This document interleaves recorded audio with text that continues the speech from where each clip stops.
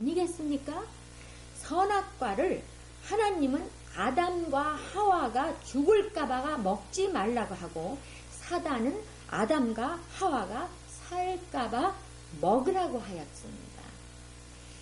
자, 그러니까 보세요. 아담과 하와가 미혹을 당했죠. 그러니까 영이 죽죠. 그러니 그 속사람이 죽으니까, 그 영이 죽으니까 그 육체, 바로 그 속사람, 육체가 바로 장사 지낸 육체 자체가 무덤이 된 것입니다. 우리 육신들이 이렇게 사는 곳은 집이죠. 육신들이 우리 사는 거는 다 집입니다. 그런데 우리 속사람이 사는 거는, 우리 영이 사는 집은 바로 우리 육체인 것입니다. 영이 우리 육체를 집 삼아서 살고 있는데, 이 속사람이 나가면, 이 영이 나가면 육체는 빈집이 되는 거죠. 그러니까 이것을 영적으로 죽었다고 합니다. 또 이 모양을 성경에서는 옷을 입었다, 옷을 벗었다, 이렇게 말씀하고 있습니다. 이 속사람이 영의 집이 무너지면 죽음이고, 이것이 다시 영이 또 살게 되면 부활인 것입니다. 예수님께서요, 성경에 그러시죠. 이 성전을 헐라. 그러면 내가 사흘 만에 일으키겠다. 그러니까 그때 어떻게 말합니까? 46년 동안이나 지은 집을 당신이 어떻게 사흘 만에 다시 일으키겠느냐 하고 막 비웃죠. 여기 예수님이 말씀하신 거는 바로 예수님 말씀인 성전을 헐라라는 것은 바로 예수님 육체를 헐라, 죽이라.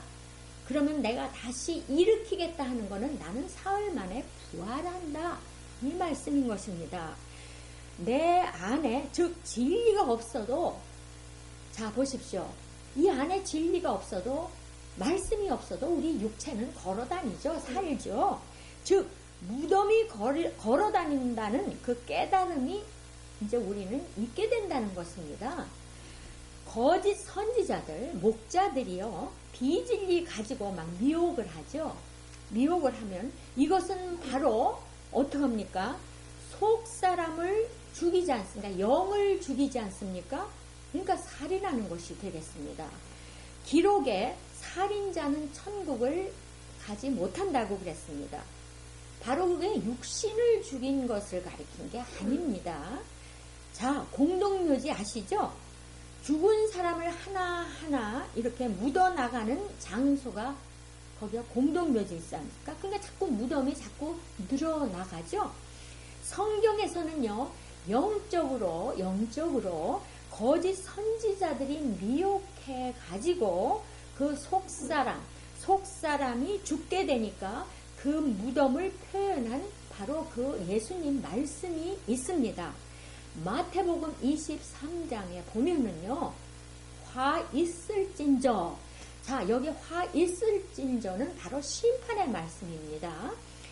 외식하는 서기관과 바리새인들이여, 회칠한 무덤 같다. 너희들이 겉으로는 굉장히 아름답게 보이고 이제 화려하게 보인다는 거죠.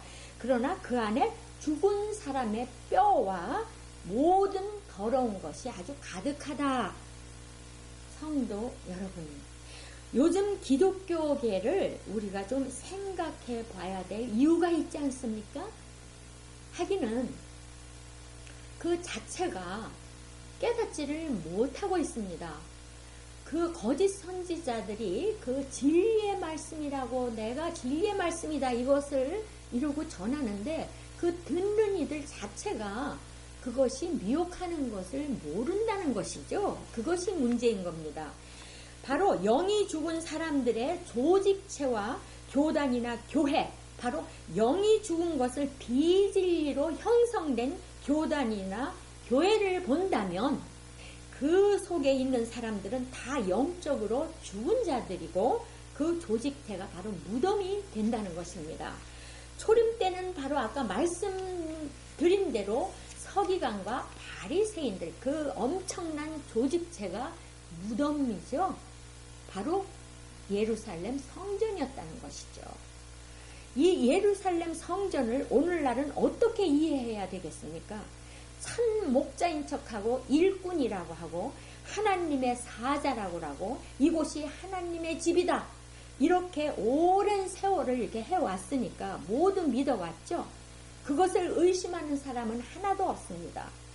그런데 예수님이 오셔서 너무나 충격적인 말씀을 하십니다. 무덤이다. 너희들은 뱀이다. 독사의 새끼들이다. 소경된 인도자들이다. 이렇게 해서 그들이 예수님을 죽이려 하지 않았습니까? 경제적으로 막강하고 화려한 궁전 같은 교회에 성도 수가 헤아릴 수 없을 만큼 많죠. 육적으로 어떻게 이것이 우리가 감당이 또 되겠습니까? 그래서 또 이렇게 크나큰 이런 조직체가 또 어떻게 했습니까? 정치적인 것으로 보이지 않게 알게 모르게 결탁이 돼 있지 않습니까? 바로 이런 것들이 문제라는 것입니다. 죄인이 아닌 사람도 또한 죄인으로 만드는 지금 현 사법부의 행위 실태도 우리가 보고 있습니다. 그러니 그때 예수님이 어찌 육적으로 감당을 하셨겠습니까? 자, 그러니 우리가 이거는 물론 하나님께서 다 모두 계획해 놓으신 것이니까 우리는 그렇게 알고 있지만요. 그 당시는 어떻겠습니까? 그리고 그곳은 다 도둑놈의 소굴이다. 그러니까 너희들이 거기서 나와라. 잊지 말고 나와라. 이렇게 얼마나 절규하십니까? 이때 예수님 앞으로 오는 사람은 무덤을 열고 나오는 것이죠. 속사람이 그 영의 바로 속사람 그런 깨우침으로 바로 나오는 거지요. 예수님 앞으로. 그걸 바로 무덤을 열고 나온다라고 이렇게 성경에 말한 것입니다. 그리고 바로 이렇게 또 표현을 하죠.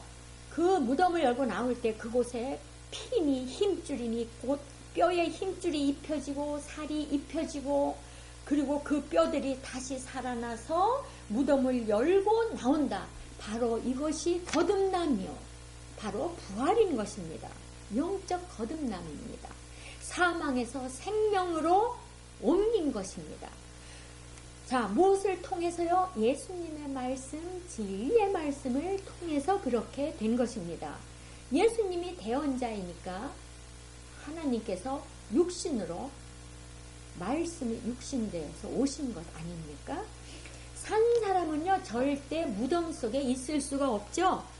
바로 이것이 그때의 서기관과 바리새인들이 그때 바로 무덤이라는 그런 실상이었다는 것입니다. 누가복음 11장 44절에 보면요. 화 있을진저 이렇게 또 심판하시네요. 너희는 평토장한 무덤 같아서 그 위를 밟는 사람을 알지 못한다 이렇게 했습니다. 보통 무덤은 위에 봉분이 나와 있죠. 그러니까 그 봉분을 아니까 우리 사람들이 어떻게 그 위를 막 걸어 다니겠습니까? 보이지 않습니까? 봉분이 나와 있으니까. 근데 성경에서 말하는 평토장한 무덤은 무덤이 봉분이 없고 봉분이 나타나지 않는다는 거 아닙니까? 그러니까 사람들이 밟지 않을 텐데 그냥 평평하니까 그냥 밟고 지나간다는 거죠.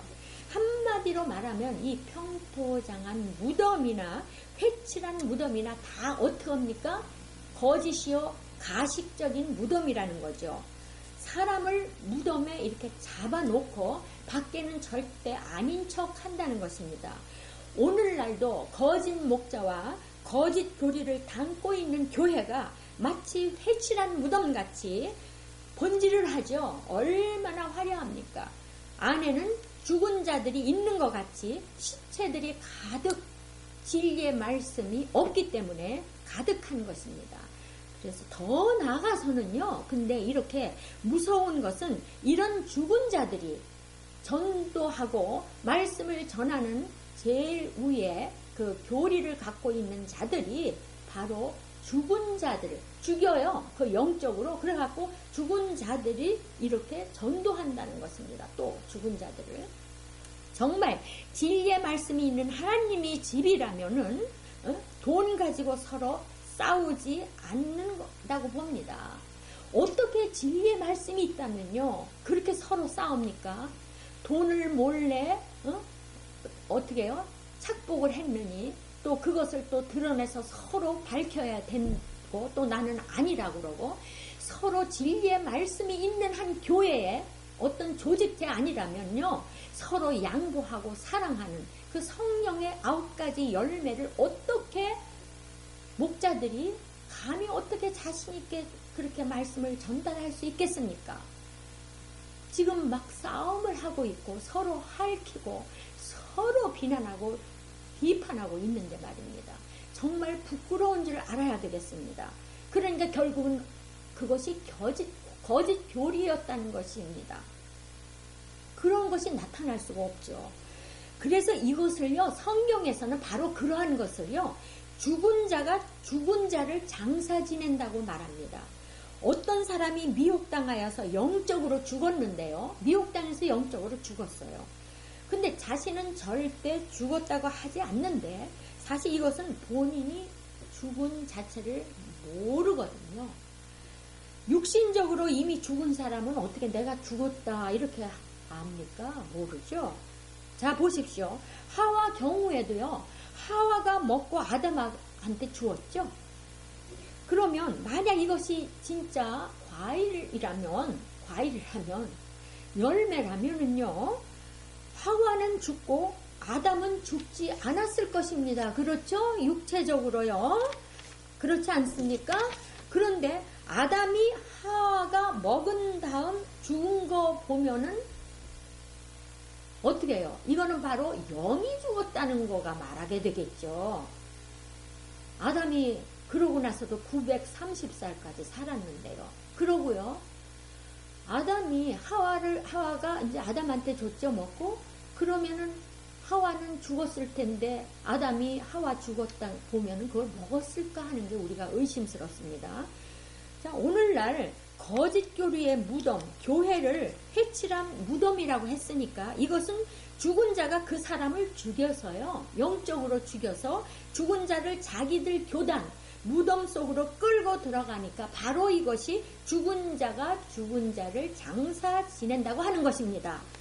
에레미야 저 구약의 7장 보면요. 이 내용이 하나님이 이렇게 말합니다.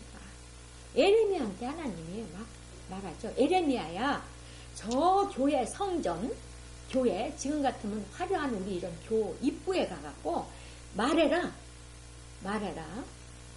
너희는 제사장들이 이 집이 하나님이 계신 곳이다 이렇게 하는데 절대 이곳에 있지 않으니 니들 이리로 들어가면 죽는다 이렇게 막 시키죠. 만약에요 오늘날 우리 교회 입구에 가서 이 소리 하면 어떻게 되겠습니까? 경찰 부르고 잡혀가죠. 비난하고요. 그리고 뭐 마귀다 사탄이다 이렇게겠죠. 그때는요 에레미야한테 이렇게 하나님이 시키고 이제 선지자들한테 이렇게 시켰습니다. 그러면은 그 선지자들한테 그 시키는데 하나님이 이렇게 시키는데요. 그러면 그 선지자들이 그냥 안 가려고 변명합니다. 나는 아이입니다. 나는 둔합니다. 나는 말할 줄 모릅니다. 막 이렇게. 왜냐하면 몰매 많고 그때는 화형당하죠.